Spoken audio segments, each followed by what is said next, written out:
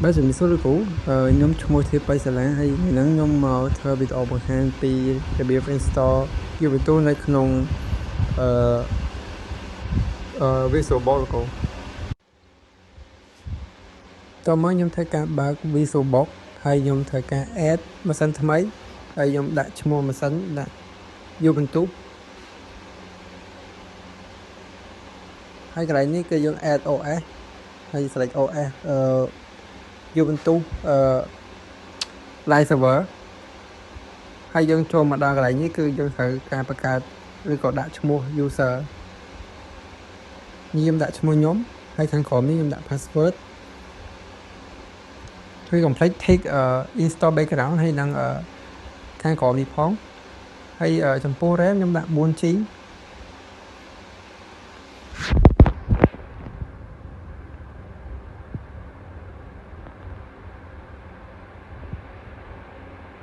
hay CPU em đã pi hay thành khóm đi design đi cứ em đã default thôi mà lá hay em năng take use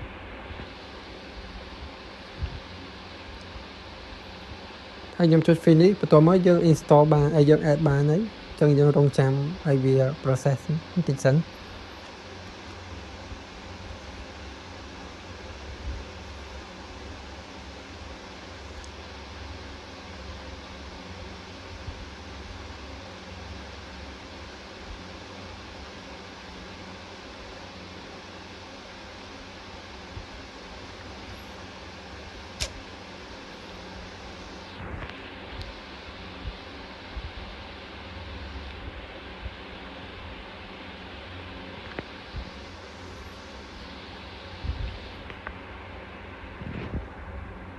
cho ai chân viên verify mà đón tiết ai add OS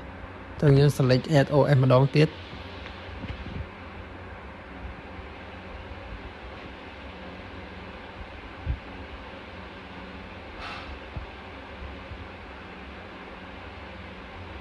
hay ai về run command này ai chop sẵn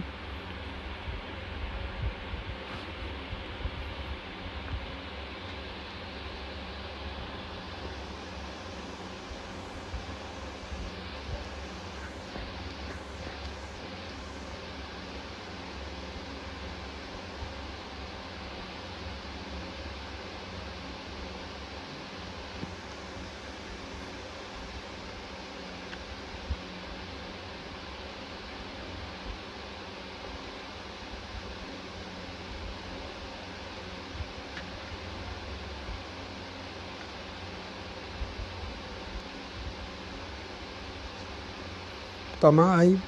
load มาเรา choose language ให้ยังจะดันtới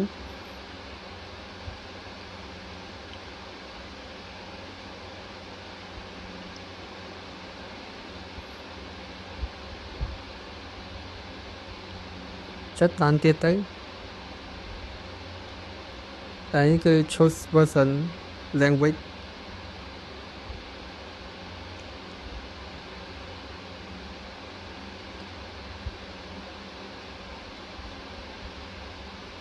cái bây giờ hạt miên thế dương mạch đã thấy chất đàn tiết tới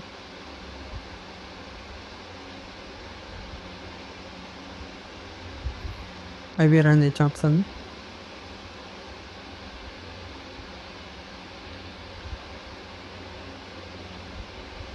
hay dương chất continue hay dương tất đọc anh thích là chua tí phí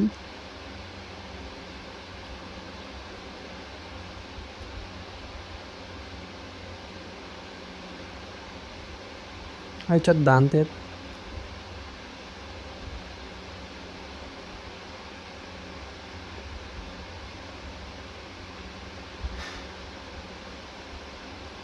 bị ứng kiến chất đàn hay chất continue cái này cái dương đã username dương nó bây giờ dương ở vài chỗ đây em đã mua nhóm hay là ní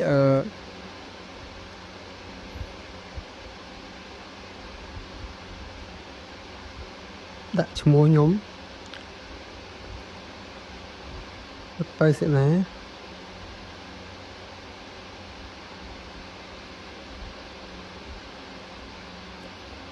នេះគឺយើងដាក់ឈ្មោះ server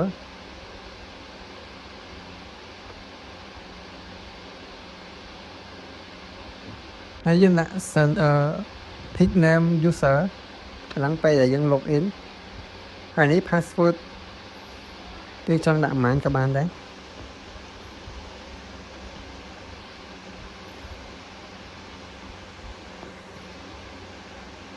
រួចហើយយើងចុច continue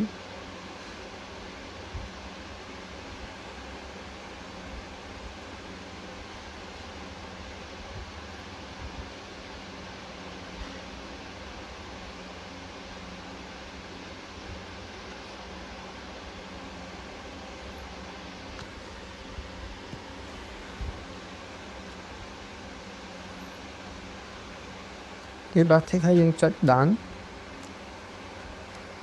ហើយវាធ្វើការ install system ដែលវារៀងយូរបន្តិច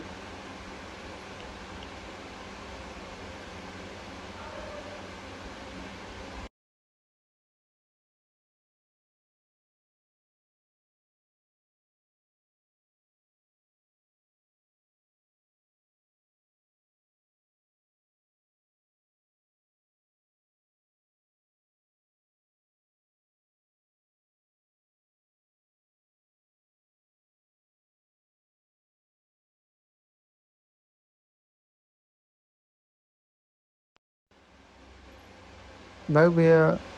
install ចប់ហើយ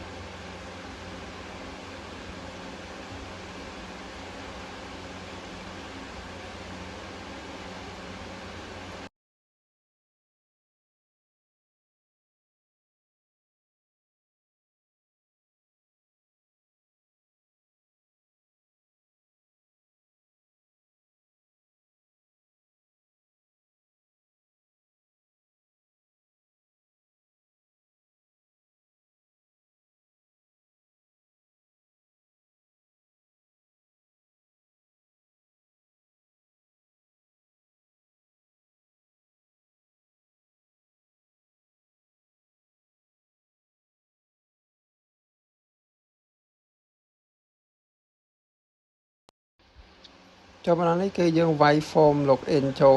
user login ចូលដាក់វាយឈ្មោះហើយ password វាយ password ខុសអញ្ចឹងខ្ញុំធ្វើការវាយម្ដងទៀត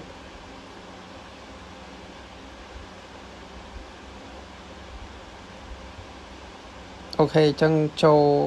ហើយអញ្ចឹងខ្ញុំត្រូវវាយ sudo apt update ដើម្បីធ្វើការ update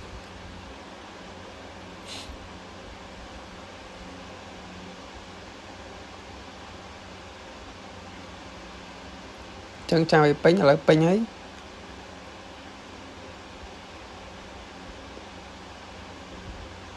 ខ្ញុំវាយ sudo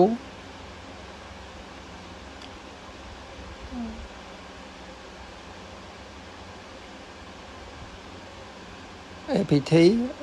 upgrade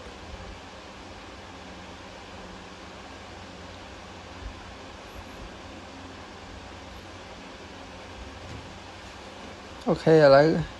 ដូចជាហើយហើយខ្ញុំវាយ HMI លោតឈ្មោះហើយនឹងវាយ PWD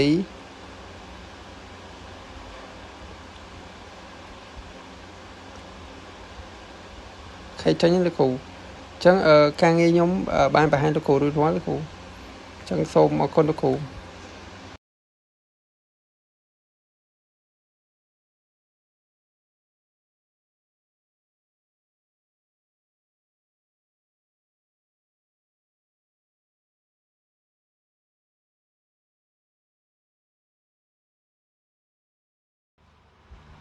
បាទជំរាបសួរលោកគ្រូខ្ញុំឈ្មោះធីបៃសាលាហើយថ្ងៃនេះខ្ញុំមក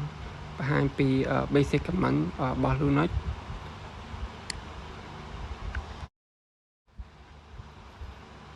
ឥឡូវយើងធ្វើការបើក terminal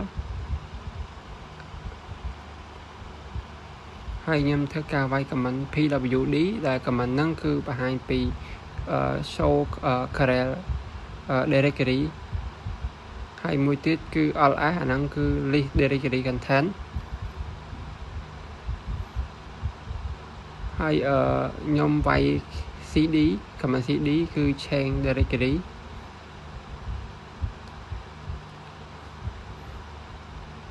ហើយខ្ញុំធ្វើការវាយcd download អាហ្នឹងគឺចូលទៅដល់ download ហើយខ្ញុំធ្វើការវាយ cd flash ដើម្បី go up one directory ហើយខ្ញុំធ្វើការ tag tag file អាហ្នឹងគឺការបង្កើតcreate file ចឹងធ្វើការវាយម្ដងទៀតដោយសារតែខ្ញុំវាយខុសអក្សរ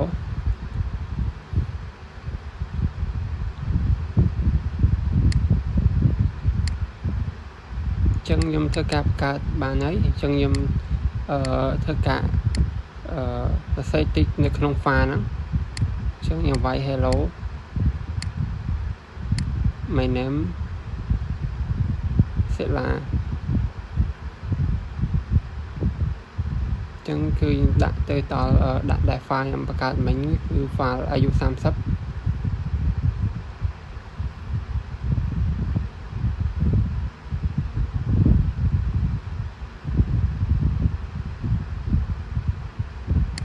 ចឹងខ្ញុំធ្វើការបើក file សិន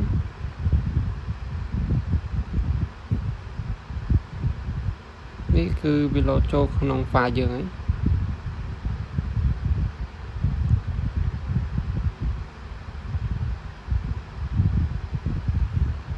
ចឹងធ្វើការបិទសិនកុំឲ្យវាញញឲ្យពេកចឹងខ្ញុំធ្វើការវាយ command cat cat ហើយខ្ញុំវាយឈ្មោះ file អាហ្នឹងគឺបង្ហាញពីshow file content ចឹងដូចជាខ្ញុំវាយមិញហ្នឹងវាយឈ្មោះ hello my name Sela ហ្នឹងចឹងគឺវាបង្ហាញ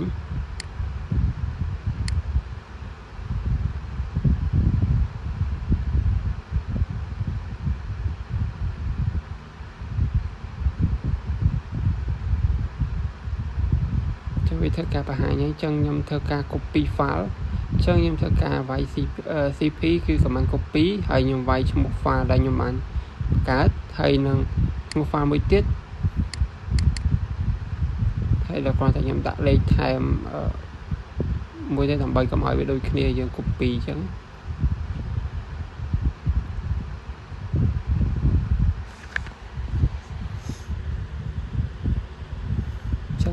គឺខ្ញុំបានធ្វើការ copy ហើយ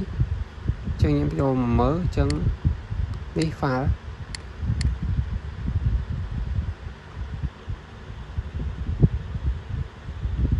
ចឹងខ្ញុំមើលការក្វាយ command rm គឺ delete file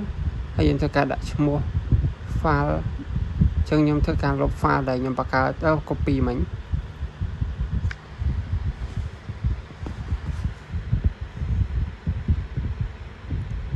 អូខេឥឡូវបានលុបហើយ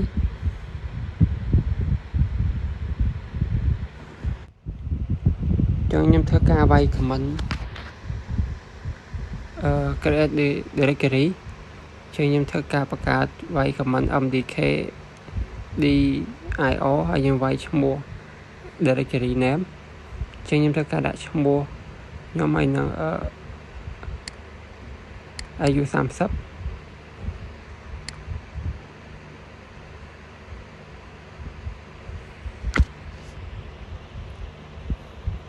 ចឹងវាធ្វើបានបង្កើត folder មួយអីដែលមានឈ្មោះចឹងខ្ញុំធ្វើការវាយ command delete folder ហ្នឹងខ្ញុំចង់ delete ខ្ញុំវាយ command rm dio ហើយខ្ញុំវាយឈ្មោះ folder អូខេចឹងវាលោតទៅចឹងខ្ញុំចូលឆែកមើលអូខេបាត់ហើយចឹងយើងធ្វើការលុបបានហើយចឹងចូលមកដល់ command មួយទៀតតែនេះ command នេះខ្ញុំធ្វើការបង្កើត folder មួយសិនព្រោះ command នេះវាធ្វើការ delete folder ហើយនឹងមាន file content file នៅក្នុងនោះចឹងធ្វើការបង្កើត folder មួយវិញ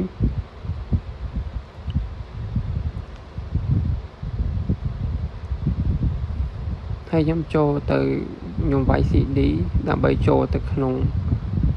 folder ហ្នឹងដើម្បីបង្កើត file មួយទៀតហើយខ្ញុំធ្វើការ attach file ដើម្បីបង្កើត file ម្ដងទៀតជាខ្ញុំវាយធ្វើការវាយឈ្មោះបង្កើត file អូខេបានអញ្ចឹងចូលមើលអូខេ load មកហើយនឹងមាន file នៅក្នុងហ្នឹងចេញធ្វើការ CD back មកវិញហើយខ្ញុំធ្វើការវាយ command rm ដក o ហើយឈ្មោះ folder អូខេចឹងហើយចឹងខ្ញុំចូលមើលអូខេចឹងខ្ញុំធ្វើការលុបបានទេ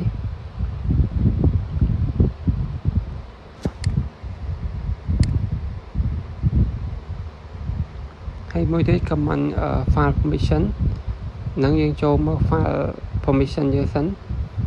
ហើយខ្ញុំចង់ធ្វើការ change permission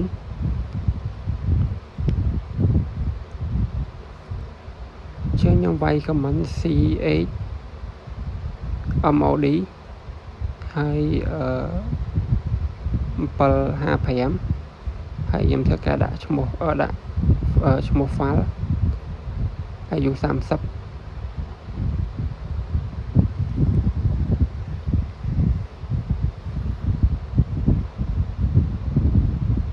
យើងចូលមកក្នុង file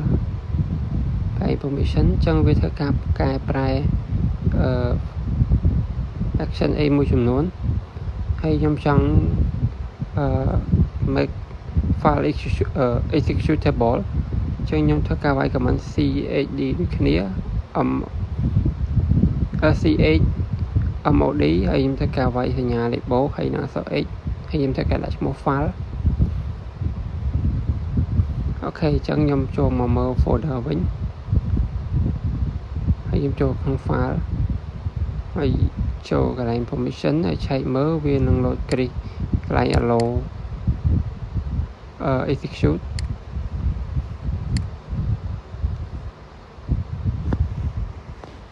ជាខ្ញុំធ្វើការវាយ command មួយទៀត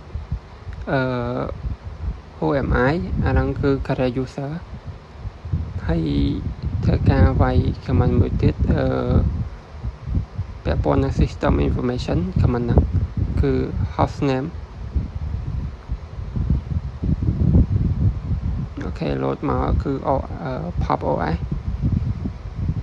ហើយគឺខ្ញុំវាយ command មួយទៀតគឺ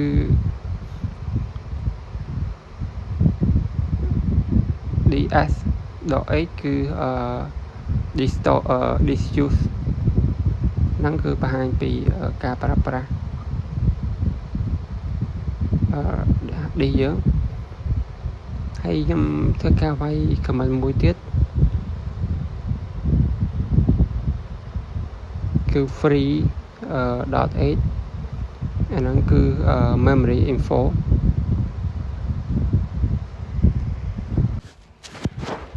ចឹងខ្ញុំធ្វើការវាយ command មួយទៀតគឺ grep គឺអាហ្នឹងគឺយើង search text នៅក្នុងហ្នឹងចឹងខ្ញុំធ្វើការ search text ដែរខ្ញុំបានបង្កើតដាក់ចូលក្នុង file មិញហ្នឹងគឺខ្ញុំដាក់ hello my name ហើយឈ្មោះខ្ញុំនេះ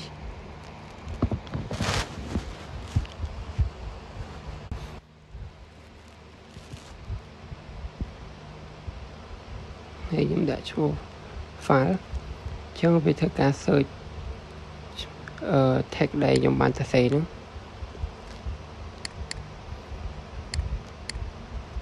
ហើយមួយទៀតគឺខ្ញុំប្រើ command find ដើម្បី find command នេះគឺសម្រាប់ find file គឺ raw file ចេញទៅការវាយ command find ហើយដកហើយដាក់ឈ្មោះដាក់ name ហើយខ្ញុំធ្វើការដាក់ឈ្មោះ file អាយុ 30.txt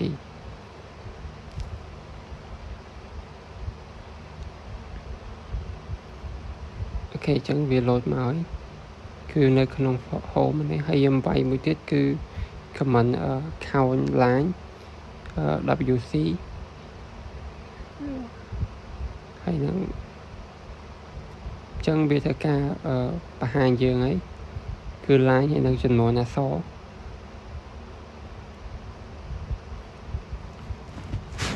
ហើយ command មួយទៀតគឺខ្ញុំcommand short content command ហ្នឹងគឺយើងធ្វើការវាយ short ហើយយើងធ្វើការដាក់ឈ្មោះ file អូខេអញ្ចឹងវាចេញមកហើយ command ហ្នឹងគឺវារៀបតាមលំដាប់លំដោយអក្សរអញ្ចឹងបើសិនជាយើងប្រើពីអក្សរអញ្ចឹងខ្ញុំចូលមកក្នុង file ហើយខ្ញុំធ្វើការវាយអក្សរអញ្ចឹងមិនថាខ្ញុំប្រើដាក់អក្សរ April អក្សរ A អញ្ចឹងវាធ្វើការ load ចេញនៅពីមុខអត់អញ្ចឹងធ្វើការ save ហើយនឹងខ្ញុំ run command ម្ដងទៀតគេខ្ញុំវាយ command ហើយខ្ញុំដាក់ឈ្មោះ file អូខេអញ្ចឹងវារៀបតាមលំដាប់លំដោយអក្សរហើយមួយទៀតគឺខ្ញុំប្រើ command test connection គឺប្រើping ហើយខ្ញុំវាយ google.com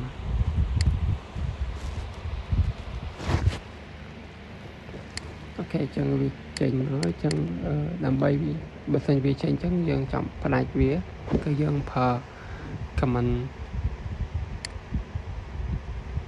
control C ដើម្បី stop command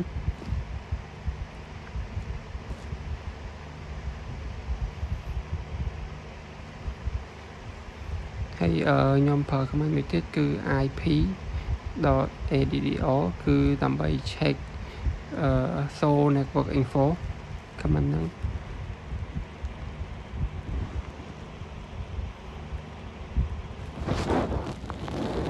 ហើយ command មួយទៀតគឺយើងប្រើសម្រាប់ download file អញ្ចឹងខ្ញុំធ្វើការ down ទៅ copy link ដើម្បីយកមក download អូខេអញ្ចឹងខ្ញុំធ្វើការ copy link website នេះ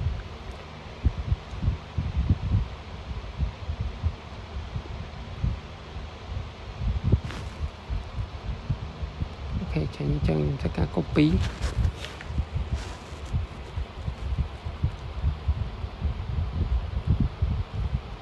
ហើយខ្ញុំធ្វើការវាយ command w get command សម្រាប់ download file ហើយខ្ញុំធ្វើការ pass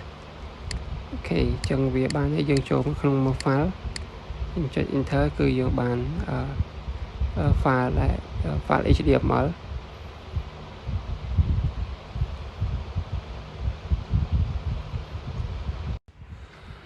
អញ្ចឹងចូលមកដល់ command មួយទៀតគឺខ្ញុំវាយ command upgrade package គឺវាយ sudo apt update ចឹងវាធ្វើការ download វាយើងធ្វើការវាយ password សិនហើយវា download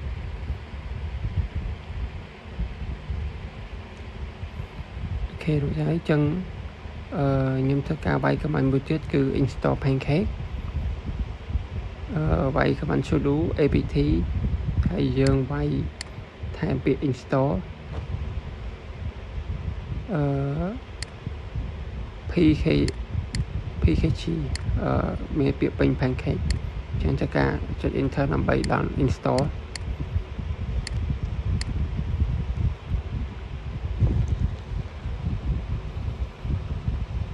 ហើយចូលមកដល់មួយពេលដែល install ហើយយើងចង់remove វិញយើងគឺប្រើ command remove pancake គឺ sudo apt remove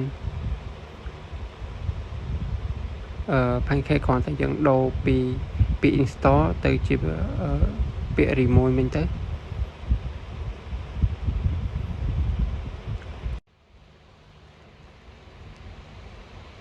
ចឹងវាយពាក្យ remove pkg ចឹងវាធ្វើការអូខេយើងវាយ command ខុសចឹងធ្វើការវាយម្ដងទៀតខ្ញុំវាយ command ម្ដងទៀត sudo apt remove pkg អូខេចឹងគឺបាន remove ហើយអីចឹងខ្ញុំវាយ command មួយទៀតដើម្បី compress file ចឹងយើងធ្វើការវាយ command TAO នេះគឺខ្ញុំវាយបានបង្កើតបាននេះហើយយើងចង់ extract folder នឹងមកវិញ file នឹងមកវិញគឺយើងវាយ command ដូចគ្នាគ្រាន់តែយើងកែពី CZS ហ្នឹងគឺដាក់ XZS ហ្នឹងគឺវានឹង extract ចេញមក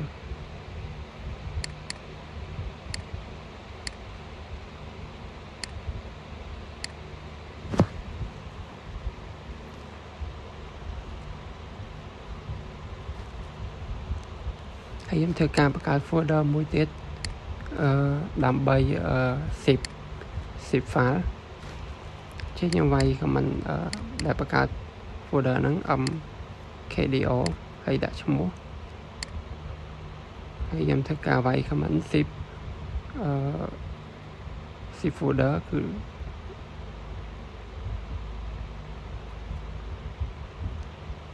ហើយយើងដាក់ឈ្មោះយើងធ្វើការដាក់ឈ្មោះហើយ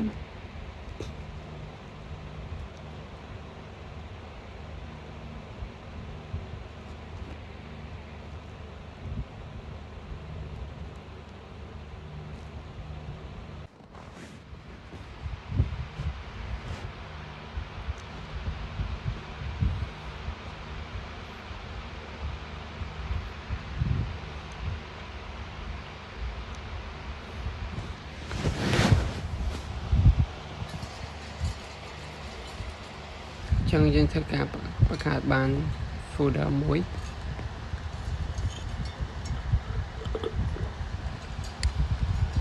នេះ folder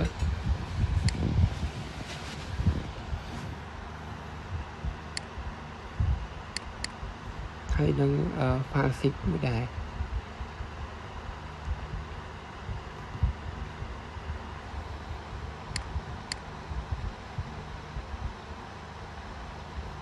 នេះ file zip ចឹងយើងចង់ extract file មកវិញគឺយើងវាយ command unzip ចឹងយើងមុននឹងធ្វើយើងត្រូវចូលទៅក្នុង folder នោះសិនគឺវាយ command cd file ចូលដល់ក្នុងហើយយើងប្រើ command unzip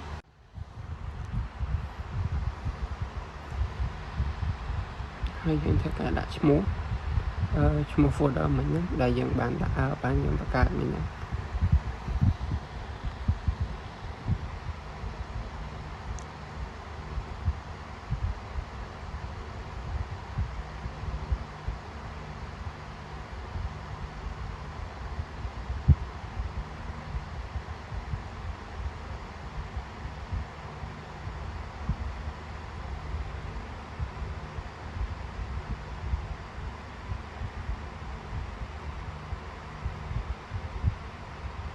អូខេចឹង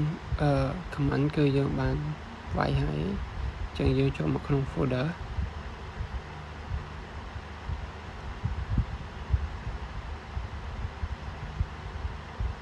នេះ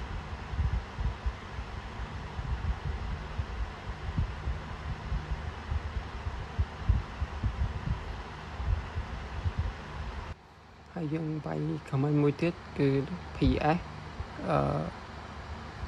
AUX អាហ្នឹងគឺបង្ហាញពី show all process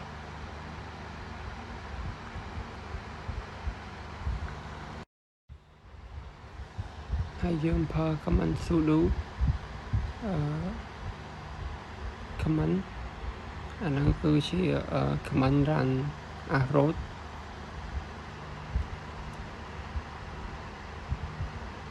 ហើយដោយសារតែខ្ញុំអត់មានចឹងវាអត់ចេញ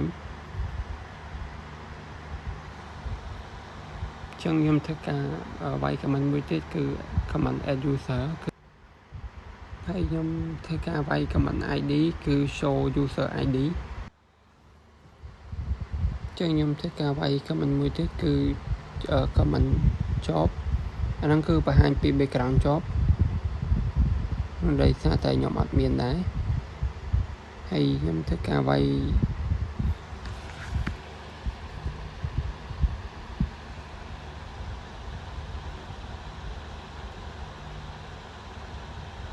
ហើយខ្ញុំធ្វើការវាយ command add user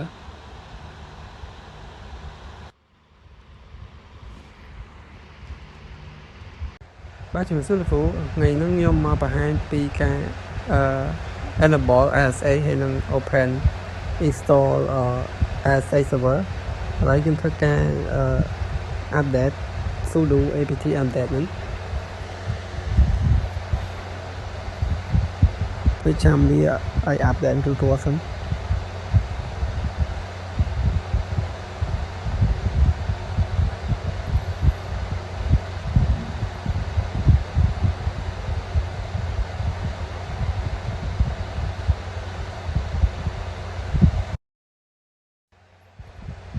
ចឹងបន្ទាប់មកគឺ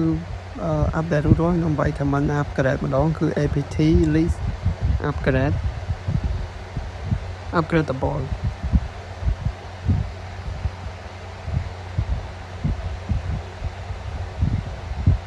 ចឹងគឺ update ហើយខ្ញុំវាយ command sudo install open ASA server ចឹងខ្ញុំវាយ open ASA server ហើយ enter ចឹងវាធ្វើការ install ចូលរងចាំមកវាហើយ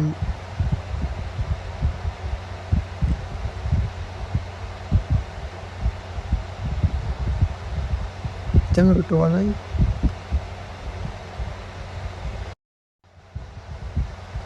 សូមឲ្យខ្ញុំវាយ command sudo system ctl ហ្នឹងគឺ system control enable flash now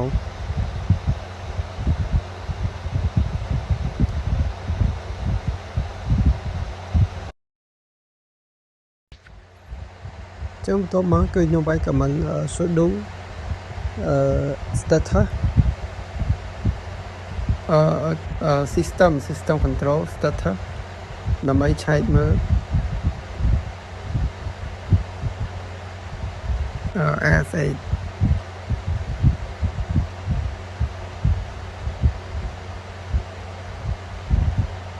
អូខេចឹងគឺវាចេញមកហើយគឺវា active កន្លែងinternet យើងចឹងបន្តមកគឺយើងវាយ command sudo usw or ចឹងធ្វើការវាយ password គឺយើងវាយម្ដងទៀតគេចឹងចេញមកហើយ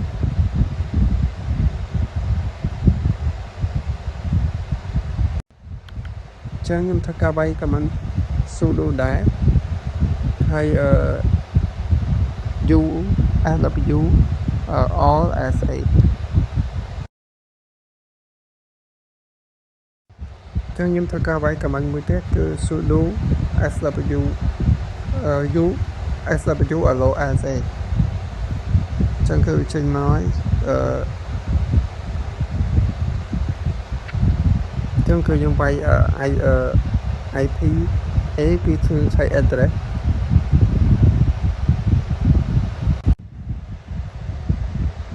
ចាំតមកគឺខ្ញុំធ្វើការបើក new terminal មួយទៀត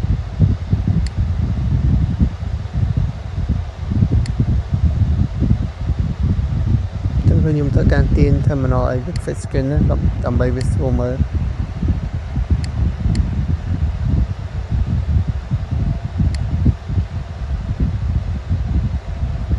ហើយចឹងខ្ញុំធ្វើការវាយ command ping ហើយខ្ញុំឆែកមក address ដែលខ្ញុំវាយ IP មិញហ្នឹងចឹងខ្ញុំធ្វើការវាយ IP ហ្នឹង10.0.2 ចឹងគឺវាធ្វើការ pin ដែរ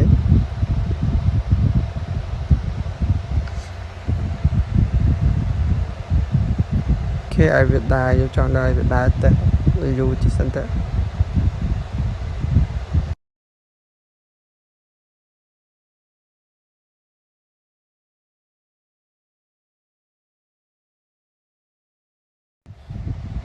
អូខេអញ្ចឹងខ្ញុំធ្វើការ control L ដើម្បីផ្នែកពីអញ្ចឹងការវាយ ASA user ខ្ញុំឈ្មោះជា personal ហើយដាក់ add ហើយខ្ញុំធ្វើការវាយ IP ចូល10.0.2.15 ទីនេះការវាយ yes ហើយខ្ញុំគឺការវាយ password អូខេអញ្ចឹងរួចរាល់ហើយអញ្ចឹងខ្ញុំធ្វើការវាយ who am I command who am I គឺចេញ user អត់អូខេអញ្ចឹងចេញ user ឈ្មោះខ្ញុំហើយវាយ host name អូខេអញ្ចឹងការងារខ្ញុំគឺបានធ្វើរួចរាល់លោកគ្រូបាទជាសិស្សលោកគ្រូថ្ងៃនេះខ្ញុំមកបង្ហាញពី command hardware monitor ចឹង command ទី1គឺខ្ញុំវាយ ls cpu អាហ្នឹងគឺបង្ហាញពី cpu architecture core model name ចឹងខ្ញុំទាញឲ្យធំតិចដើម្បីស្រួលមើលហើយ command ទី2គឺខ្ញុំវាយ top អាហ្នឹងគឺបង្ហាញពី real time cpu ហើយមួយទៀតគឺ a top អាហ្នឹងគឺបង្ហាញពីprocess ចឹងខ្ញុំធ្វើការវាយ command sensor តែនេះ command នេះខ្ញុំអត់ទាន់ install ចឹងខ្ញុំធ្វើការ install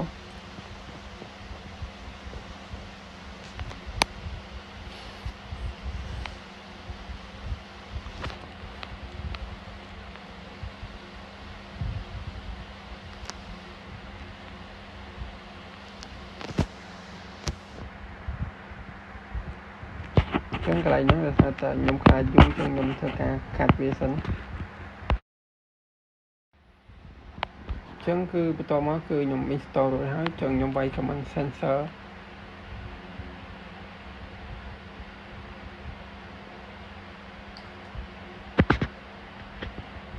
ចឹងវាយ command sensor គឺវាយ sudo sensor detect ចឹងវានឹងបង្ហាញ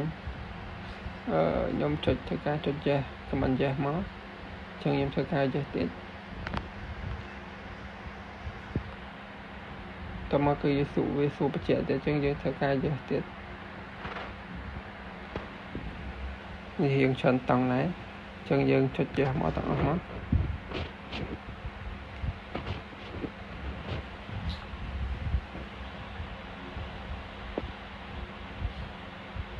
ចឹងគឺរួចរាល់ហើយចឹងខ្ញុំធ្វើការវាយ command បន្តទៀត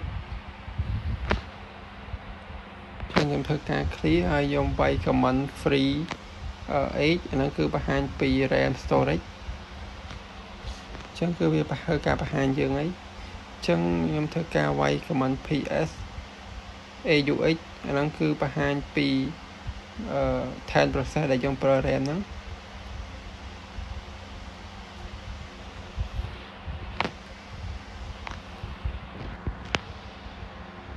ចឹងគឺវាចេញមកហើយតែខ្ញុំវាយនេះខ្ញុំវាយ pus aux ធម្មតាទេចឹងខ្ញុំធ្វើការវាយ command ps aux ដក slot ស្មើនឹងភាគរយ MEM ហើយនឹង head ដកនឹង10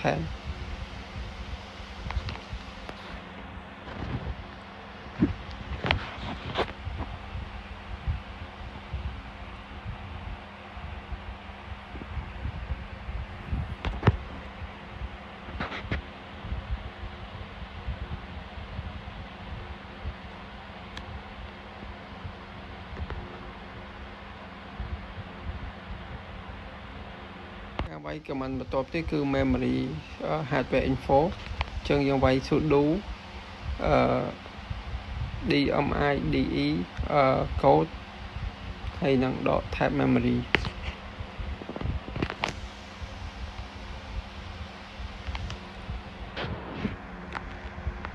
ចឹងគឺវានឹងបង្ហាញយើងហើយ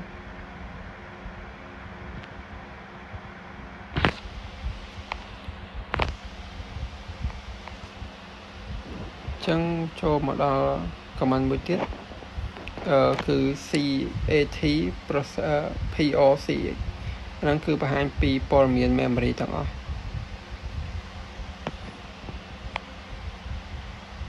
meme info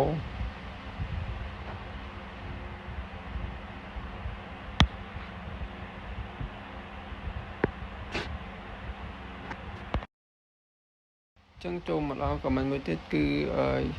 ds.h អាហ្នឹងគឺបង្ហាញពី hard space យើងប្រើប្រាស់ចឹងគឺវានឹងចេញមកហើយនឹង comment មួយទៀតគឺ lfblk អាហ្នឹងគឺ block device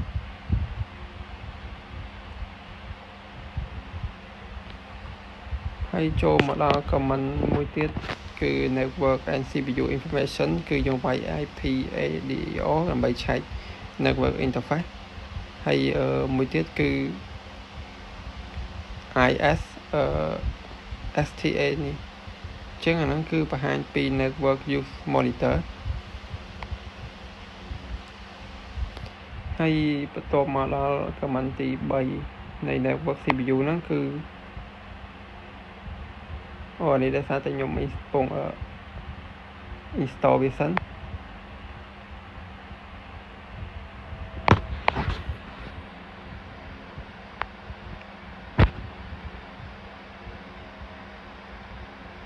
ចឹងគឺ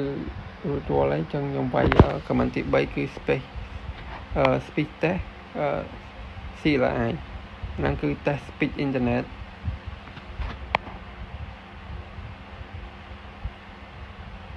ចឹងធ្វើការវា test speed ហើយគឺ speed download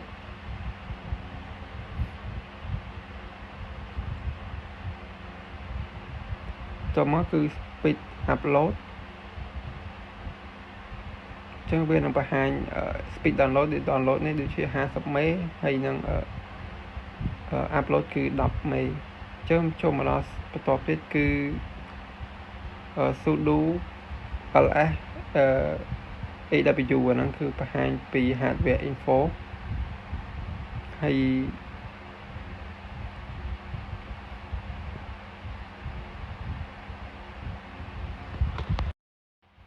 នឹងចូលដល់ command មួយទៀតគឺ OS version អាហ្នឹងគឺយើងវាយ command cat etc OS release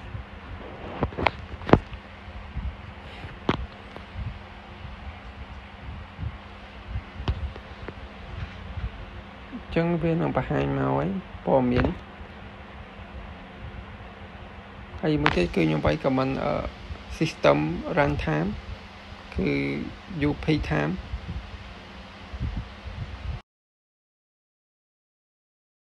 ហើយ command មួយទៀតគឺ ls USB ចឹងគឺវានឹងបង្ហាញចឹងហើយខ្ញុំវាយPS AUX នឹងគឺ process management គឺនឹងបញ្ចេញមកហើយ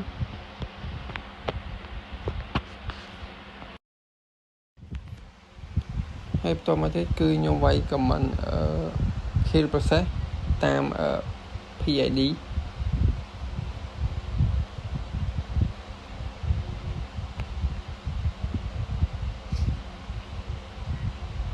ចឹងវាធ្វើការឲ្យយើង select line មួយសិនហើយក៏ដូចគ្នាចឹងខ្ញុំធ្វើការវាយ pop ដើម្បីមើល PID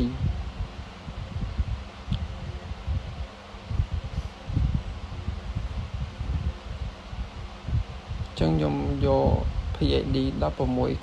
1694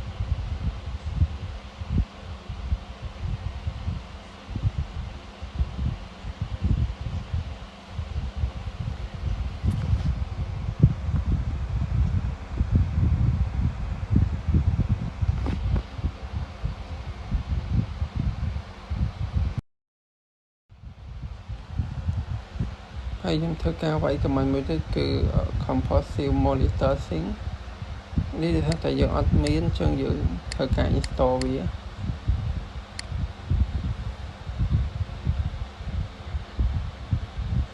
ចឹងប្រហែលជាខ្ញុំធ្វើ scope សិននៅពេលដែលពេញចាំខ្ញុំតវីដេអូវិញទៀតអូខេចឹងគឺពេញហើយចឹងខ្ញុំធ្វើការវាយ command GLA LAN ហ្នឹងចឹងគឺវានឹងចេញមក បែបនេះវាបង្ហាញពី compositing monitor អញ្ចឹងខ្ញុំវាយមួយទៀតគឺ Unmon អាហ្នឹងគឺត្រូវដូចគ្នាគឺត្រូវការ install ដែរអូខេអញ្ចឹងគឺខ្ញុំ install បានពេញហើយអញ្ចឹងខ្ញុំធ្វើការវាយ command ហ្នឹងអញ្ចឹងគឺវានៅចេញមកបែបនេះ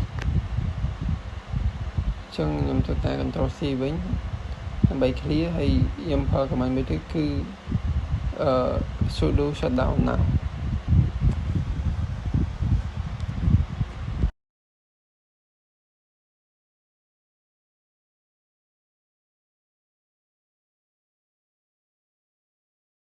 អញ្ចឹងយើងធ្វើការវាយ sudo shutdown now ឡើងមក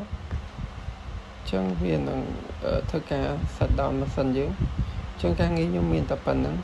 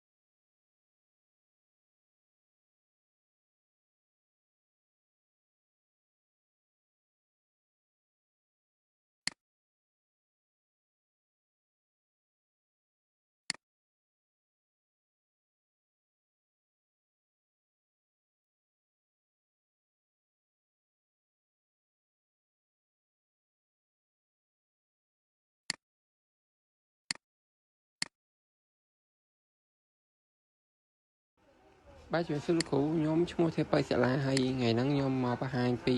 command basic user management អញ្ចឹងខ្ញុំធ្វើការបង្ហាញអញ្ចឹងចូល command ទី1គឺខ្ញុំវាយ sudo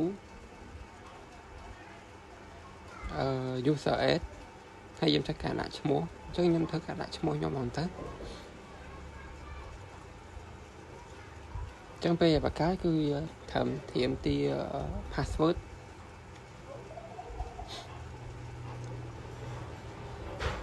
អញ្ចឹងខ្ញុំធ្វើការឆែក user ហ្នឹងគឺខ្ញុំវាយ command cat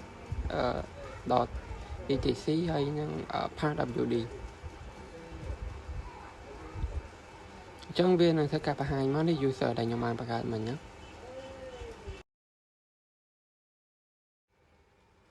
អញ្ចឹងចូលដល់ command បន្ទាប់ទៀតគឺយើង login អញ្ចឹងយើងត្រូវវាយ command su ហើយយើងដាក់ user ដែលយើងបានបង្កើតហ្នឹងគឺខ្ញុំដាក់ឈ្មោះខ្ញុំគឺខ្ញុំវាយដាក់ឈ្មោះអញ្ចឹងកន្លែងនេះខ្ញុំសូមបញ្ជាក់បន្តិចដោយសារតែ user យើងបង្កើតមិញយើងបង្កើតតែ default វាអត់មាន home directory ទេអញ្ចឹងពេលដែលយើង login គឺយើងអត់ login អាកាសទេអញ្ចឹងយើងត្រូវបង្កើត user ថែម option បន្ថែមទៀតអញ្ចឹងកន្លែងនេះគឺខ្ញុំធ្វើការ delete សិនទៅ កុំឲ្យខ្ញុំខ្ជិលថែម option អីញ៉ៃអញ្ចឹងខ្ញុំធ្វើការបង្កើតវាយ command មួយផ្សេងទៀតដែលវាមានសម្រាប់ដាក់ option អញ្ចឹងខ្ញុំធ្វើការវាយ command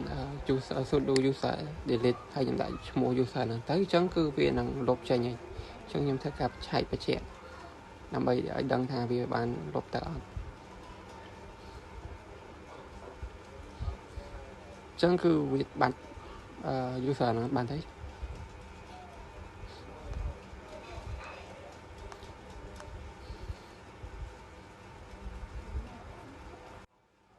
ចឹងខ្ញុំធ្វើការវាយ command sudo ហើយខ្ញុំដាក់user add ហើយដកm អាហ្នឹងគឺតំណាងឲ្យ home directory ហើយ s ហ្នឹងគឺបង្ហាញតំណាងឲ្យ script admin ហើយ flash bash ហ្នឹងគឺតំណាងឲ្យ script ហើយបន្ទាប់មកគឺយើងដាក់ឈ្មោះ user ហ្នឹងមកអញ្ចឹងគឺវានឹងបង្កើតបានហើយ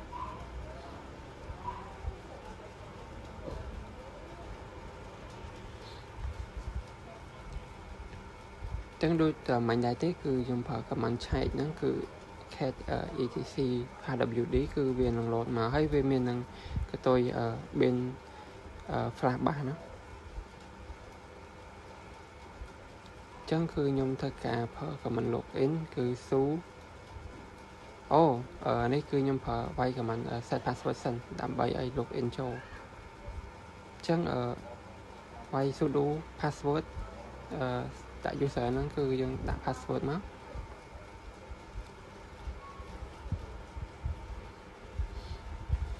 បន្ទាប់ពីហើយយើងប្រើ command su login ចឹងយើងធ្វើការវាយ password ចូលចឹងគឺវា login ចូលបានហើយយើងត្រូវការ command cd មកដើម្បីវាចូលចឹងនេះគឺយើងបានបង្កើតបានជោគជ័យឯង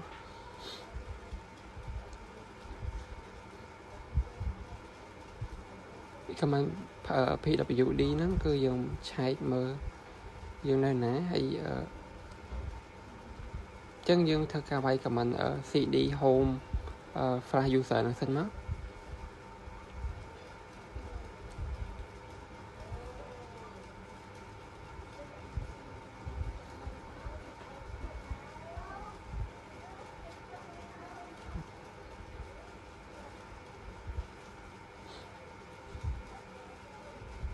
ចឹងយើងវាយ pw ម្ដងទៀតគឺវានឹងចេញមកហើយអញ្ចឹងគឺយើងនៅក្នុង home សាលាហ្នឹងបាទជំរាបសួរលោកខ្ញុំឈ្មោះធីប៉ៃសាលាហើយថ្ងៃហ្នឹងខ្ញុំមកធ្វើពី file management អញ្ចឹងជាដំបូងនេះគឺខ្ញុំត្រូវ connect ទៅ RSA server អញ្ចឹងគឺយើងវាយ command RSA ហើយខ្ញុំដាក់ user មកហើយនឹងដាក់ IP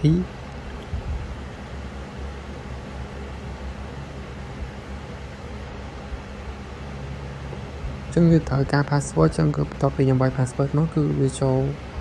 ដល់server ចឹងហើយចឹងដំបូងនេះគឺខ្ញុំធ្វើការ command sudo group add នឹងគឺជា command បង្កើត group ចឹងខ្ញុំបង្កើតបាន developer មួយ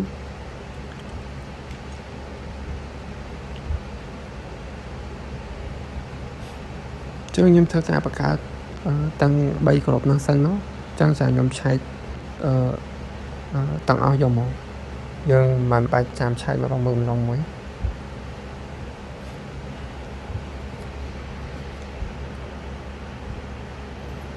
នេះដាក់ក្រុម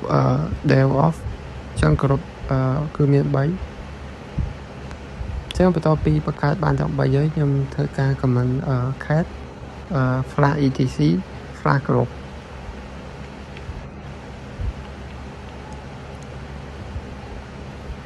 ចឹងគឺនៅខាងក្រោមនេះគឺលេខកូដ104ដល់106នេះគឺគ្រប់ដែលយើងបានបង្កើតមុនហ្នឹងចឹងចូលដល់ command បន្តទៀតគឺ command delete group ចឹង command delete group គឺយើងវាយ sudo ដូចគ្នាហើយ group ដែលហើយយើងវាយ developer មកព្រោះ យើងត្រូវការលុប developer ចឹងបន្ទាប់ពី delete ហើយយើងធ្វើការឆែកមើលថាវាបាក់គ្រប់នឹងអត់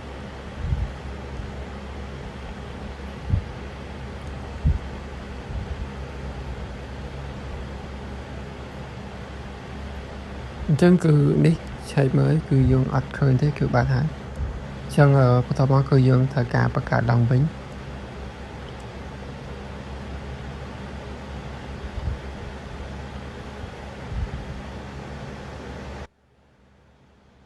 ចឹង command ហ្នឹងគឺដូចតែគ្នាទេគ្រប់ដែលបង្កើតcommand កើតគ្រប់ហ្នឹងគឺ sudo គ្រប់ add ហើយយើងដាក់ឈ្មោះគ្រប់យកមកគឺ developer ចឹងបន្តមកគឺខ្ញុំធ្វើការបង្កើត file គឺខ្ញុំ tag developer process .tat ហ្នឹង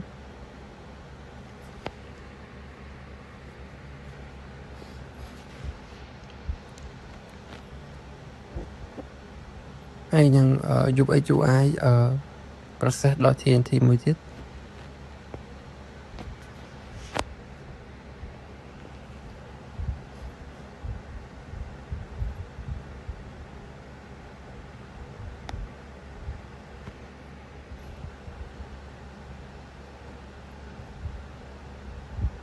ហើយនឹងDevOps process.tnt នោះដែរ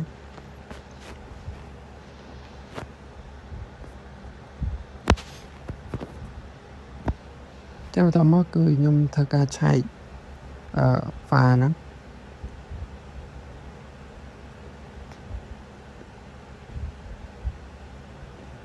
ចឹងគឺ file យើងរបៀបឆែក file គឺយើងវាយ ls grep ហើយយើងវាយឈ្មោះ file ហ្នឹងមកចឹងគឺវាចេញមកតែបើយើងចង់អានេះយើងឆែកមួយតែបើយើងចង់ឆែកឲ្យគឺយើងវាយ ls ហើយដក l មកគឺវានឹងចេញមកហើយអញ្ចឹងពណ៌បៃតងនេះគឺ file គឺជាគ្រប់គឺជា file ដែលយើងបានបង្កើតណា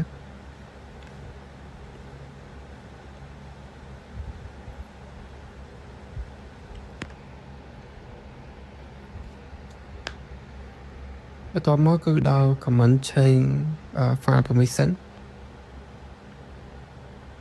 command change គឺយើងត្រូវការវាយ ch mode 755ហើយយើងត្រូវការវាយ file នឹងចូលមក file developer ហើយ file UI ហើយនឹង DevOps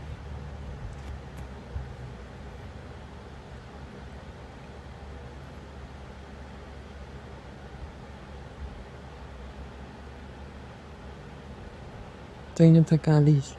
ដល់មកគឺនឹងចេញមកហើយ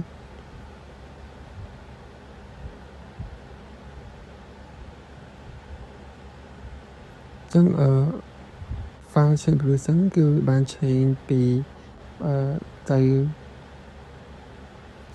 គឺបាន change ទៅ OWX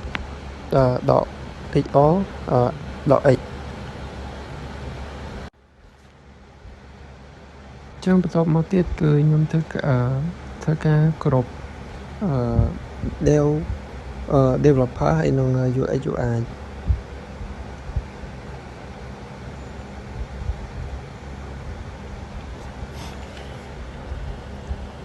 ចឹងcommand គ្រប់ហ្នឹងគឺយើងវាយ sudo ch on ហើយស្មើនឹងឈ្មោះ folder ហើយនឹងឈ្មោះ file ឈ្មោះគ្រប់ហើយនឹងឈ្មោះ file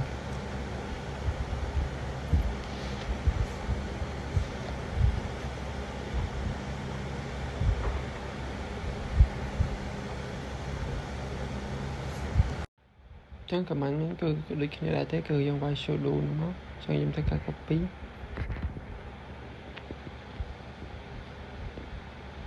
ចឹងវាយ command sudo ch on ហើយស្មើនឹង UX UI ឈ្មោះគ្រប់ហ្នឹងហើយនឹងឈ្មោះ file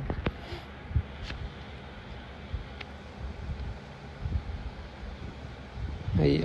ចុងក្រោយគេគឺដូចគ្នាដែរគឺគ្រប់ DevOps ហើយនឹងឈ្មោះ file DevOps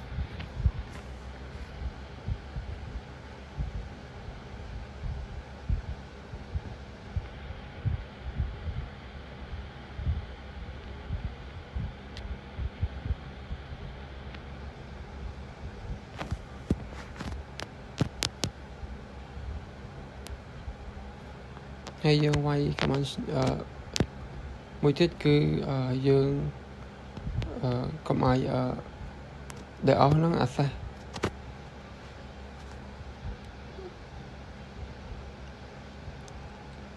ចឹងយើងគឺវាយ command ls មកដើម្បីឆែកដែលអស់ហ្នឹងមកចឹងនៅវាចេញមកហើយគឺRW នេះគឺវាខុសគ្នាចឹងគឺវាបានឆេងគឺដែលអស់ហ្នឹងគឺអត់អាចចូល access បានទេបាទលោកគ្រូចឹងការងារខ្ញុំមានតែប៉ុណ្្នឹងទេចឹងខ្ញុំសូមជម្រាបលាគ្រូ